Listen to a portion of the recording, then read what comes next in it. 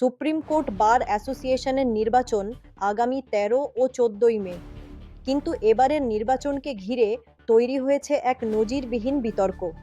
গত ২৬শে এপ্রিল এক সাধারণ সভায় সিদ্ধান্ত নেওয়া হয় যে আওয়ামী লীগের রাজনীতির সাথে যুক্ত কোনো আইনজীবী এই নির্বাচনে লড়তে পারবেন না।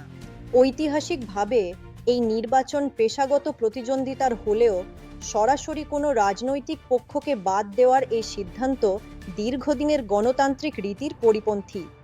১০,০০০ সদস্যের বিপরীতে মাত্র ১৫০ থেকে ২০০ জনের উপস্থিতিতে নেওয়া এই সিদ্ধান্তের বৈধতা নিয়ে এখন বড় প্রশ্ন উঠছে।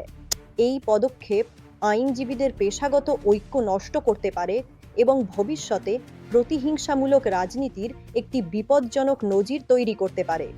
দেশের সর্বোচ্চ আদালতের আইনজীবীদের এই সংগঠনকে তার পেশাগত মর্যাদা ও স্বচ্ছতা বজায় রাখতে হবে।